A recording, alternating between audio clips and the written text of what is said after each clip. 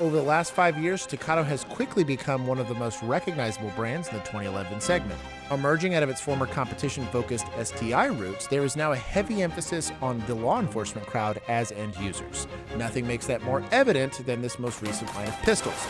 What makes the HD series different from previous models? What kind of magazines does it use? And should I be hitting up Credova to get one?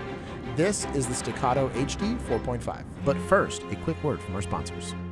Imagine a 9mm carbine with roller delay action just like Kraut Space Magic. Now imagine it didn't have garbage ergonomics.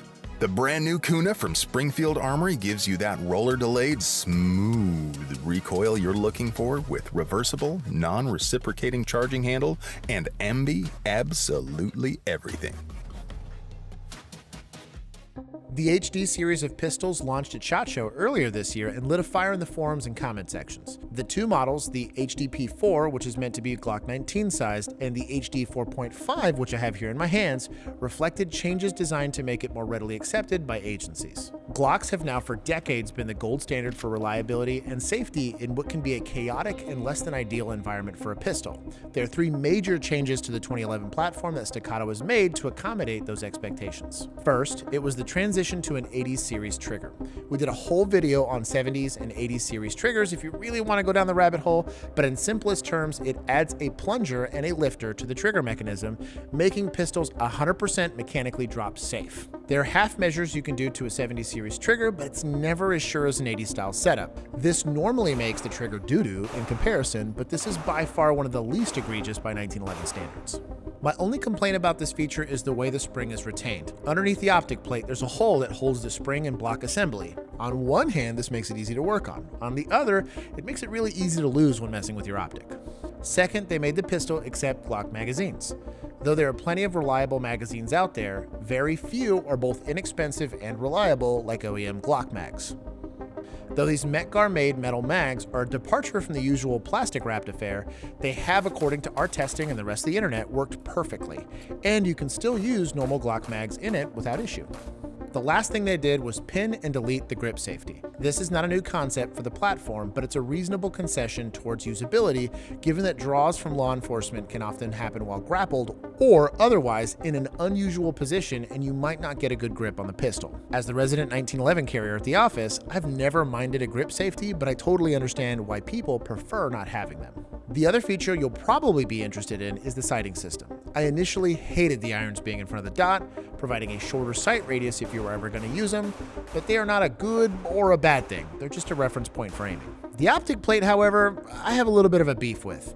With only one recoil lug to retain the plate to the slide and no screws, you will have to run longer optic mounting screws than usual if you want a good purchase on the gun. With the sole recoil lug being offset to the right of the plate, there is little to aid in anti-rotation or to take the load off the screws if the optic were to take a blow. On top of that, the plates are footprint specific and don't come with a pistol. Now, I realize I'm on the poorer side of middle income, but I assume people that are purchasing a Staccato don't care that it's a separate purchase, but I'll complain on behalf of the normies. The 4.5-inch barrel is locked into a front sight block of sorts, which acts like a weight and a stabilizing device for the pistol. I do prefer this to a comp in practice, as it'll save both your hearing and your eyesight if you ever had to use it in the wild or at night. This all combined to produce a 10-shot group that was touching at 25 yards from a bag using cheap S&B range ammo. I will accept the plastic gun complaints about the price and maybe long-term maintenance, but you'd be hard-pressed to find another gun that'll do that consistently, and I also reserve the right to say that 99% of us will never shoot that well, so there's that. The grip is excellent, albeit a bit chunky, and I appreciate the ambi slide catch and release that addresses another common issue with the platform. Pressure on the right side of the slide on that pin at the wrong time can lock up your pistol, or worse, make it inoperable. This is one of the more underappreciated parts of this pistol, but again, I'm the guy rocking a 5-inch 45 appendix, so I think about these things. So we're now just under 1,000 rounds downrange on this, and this is a tester gun, specifically one, I think it's kind of funny, they gave us a Blem tester gun. Yeah. I don't know how many other rounds have gone through this, but we had a completely reliable experience with a 2011, which is pretty rad. That just right out of the gate. I don't know. It might just be the Glock mags. Yeah, might be half of it. But I was really impressed when I did research for this.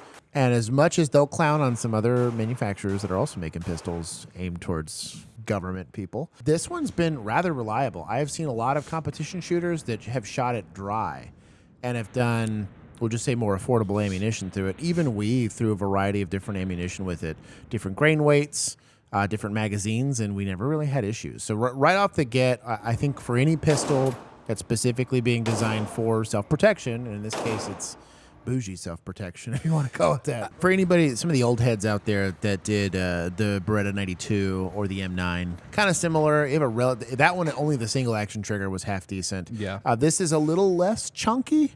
It's still kind of chunk. It's definitely thicker in profile. One of the things I actually noticed, I tried to test this in a Safariland holster for the P series, and the slide profile is actually thicker on this. It's kind of deceiving because it looks the part, but then when you pick it up, it feels very different in the hand. And I think that part of it is obviously you have like a kind of a hybrid frame that's using metal and poly. Right. But it feels like, and it's kind of weird to say, but the Taurus TH9. Yeah, but like, it kind of does, yeah. But way nicer. Way nicer. It's like the hotter cousin here for that. Yeah. But I do think a handful of things it does really well, specifically for what I would consider a duty pistol or like issued equipment. It's ambidextrous. There are left-handed people out there.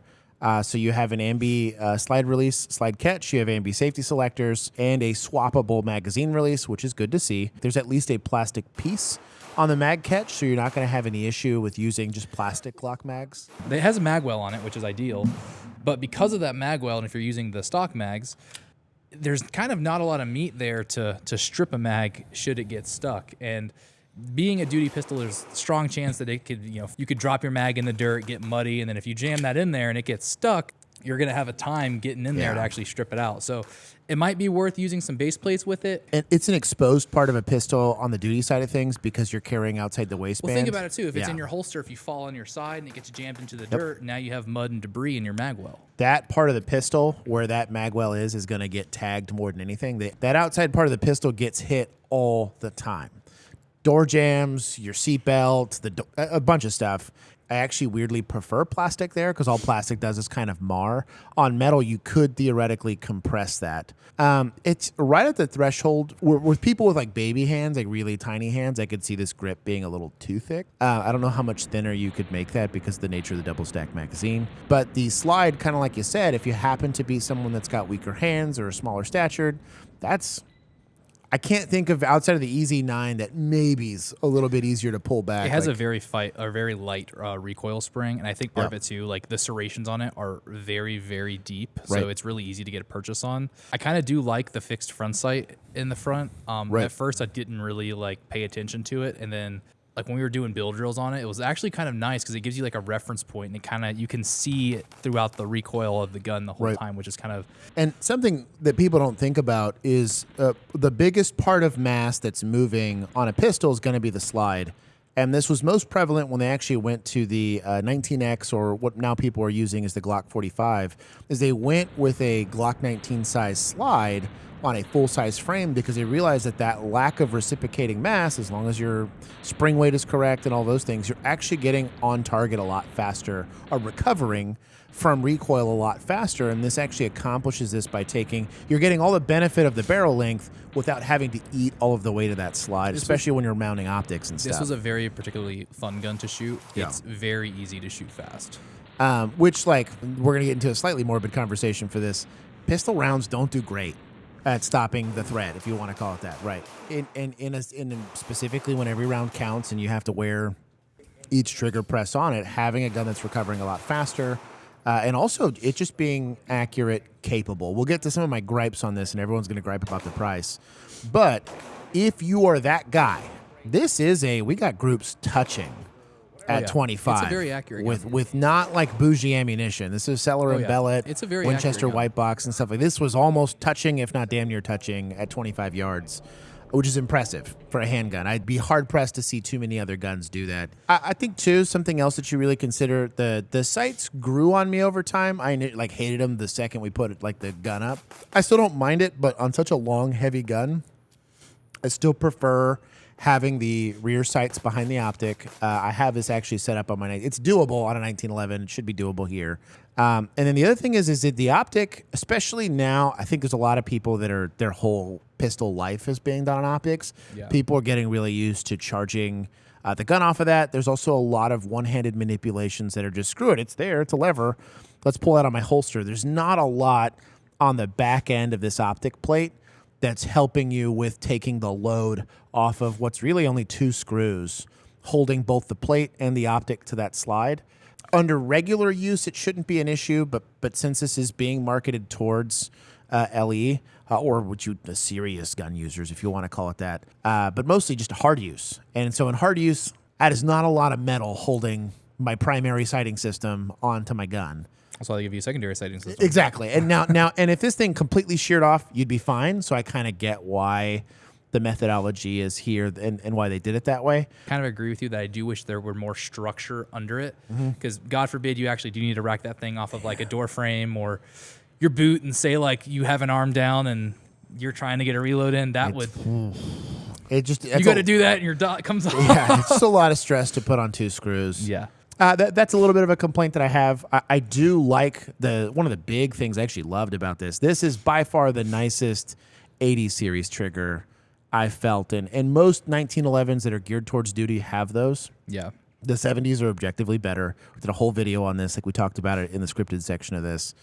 But coming from other duty guns, it's pretty good. Yeah. I mean, you could say that. I mean, you're coming from a 70 series to an 80 series, so like I think a lot of people don't have that perception of like, oh yeah, 1911 triggers are great. Dude, it's like, but this 1911 trigger is so much better. If you're used to shooting like primarily striker fired guns, this is gonna feel step up. Yeah, this is gonna feel a lot better. Even on Gen 5 Glocks, even the Echelon, which has a pretty solid trigger. Yeah. The Rost Martin, the Walther line of pistols, all of those have as good as you're probably gonna make a striker fired trigger, and this, even as it is, blows the doors off of that. I do think it is really, truly the only way to have a duty safe gun. I think Glock really did make clearly a benchmark for safety, and you want this thing to be as bomb-proof and as safe as possible. The operator is what makes the gun dangerous. I don't need the gun to help me do that. It's really the big issue with 70 series or just traditional 1911s in general. But what Staccato did with the Ambi slide lock slide release, if I ran out of ammo and went dry and my slide went to the rear, I'm going to, through training, take my finger off the trigger. Well, I got to put it somewhere. Typically, we're trained to put it on the frame. If I am doing that and working a reload, on a 1911, it pops out. On traditional 2011s, where it's the exact same pin that goes through your barrel and through your frame and everything, if that thing flies out, your gun's inoperable. Obviously, you get the ambi function out of it, but it is a very, very cool bit of functionality to actually make it duty rated. Not punching out your takedown lever on your 1911 in a gunfight is probably ideal. Pretty suboptimal, but it was cool. Like, that was an extra step they took to make sure that your gun's going to be squared away. They have some 1911s that'll like bevel that or will shorten that so you maybe don't run into it, but the possibility's still there. Outside of that, it really is probably the only truly duty rated 2011 that's out there. Do I think there's nicer shooting 2011s? Sure. I think a 70 series trigger is very hard to beat. But if this is installed correctly, I really think this is probably the nicest, and I feel comfortable saying that, actually duty rated gun that's out there. I think it is for the right end user. Totally, you are buying some level of performance. One, you can shoot it much faster, accurately. It's not that I can pull the trigger better and faster. Not having the grip safety, having a true 80 series trigger that doesn't suck, and then having a gun that really it's able to group better than most people can shoot. There's really only the Ben Stokers out there that are going to appreciate the accuracy difference between this and a Glock, and even him, it's not that much better. The only other caveat to this specifically, and I've heard good things about their customer service, so if you got a couple of these, you send it to Staccato and they'll fix it for you. But most departments are used to having armorers on hand that can fix stuff. And so if I have an extractor that goes bad on a Glock, it's like a 5-second thing. That's like a $20 part. Yeah. Well, now I got to field, let's say 500 of these guns. Now I need a very highly skilled technician that knows how to work on these guns. I'm sure they've made some. The external extractors are a little bit easier than like the tuned ones that you have to get with the old school internal ones. But there's going to be some work on these guns that are going to be very difficult to do without a very like well-trained expert on staff. So you're very reliant on Staccato for that. Something like a striker fired gun, you can do a lot of your maintenance and stuff at home versus this stuff, you start taking your trigger apart and stuff like that. Like, it gets weird, but I think it's cool. I'm hating from outside the club where my credit score's at for something like this. I can appreciate how nice it was getting to shoot pretty much everything under the rainbow. This is arguably probably the best shooting pistol that's out there. So I do understand I would the say hype. your money gets you something with this. If you got it, it is a flex, and it is not just a price tag thing. I do think that there's some very real performance benefits that you do get from the platform. There's a reason why it's very prolific in the competition circles, because the platform as a whole, this is a bit of a departure from a traditional 2011, but most of the benefits that you get from the system are there. And this is really as close as I've seen to a truly duty-rated. All of the complaints that you're going to get every time you deviate from something like a Glock, this solves, I would say, 95% of them. If you have any experience with the Staccato HD, good, bad, or otherwise, put it in the comment section below. I'd be fascinated to see what y'all's experience was with it. If you're a professional carrying it, I'd be curious to see if y'all had any pain points with having this as an issued gun versus just the cool kids that can afford it. And then if you have any alternatives to this that you think would be cool, put it in there. I do answer all of the comments in the comment section. I will likely have a write-up, probably very spicy write-up, in the forums for this if you'd like to argue in a more safe space for us people with our dissenting opinions. That'll be a really cool place. Go follow us on all the socials, but more than anything, support the companies that are supporting your right to the Second Amendment, because without them, this would just be a thing for the upper class and not for us.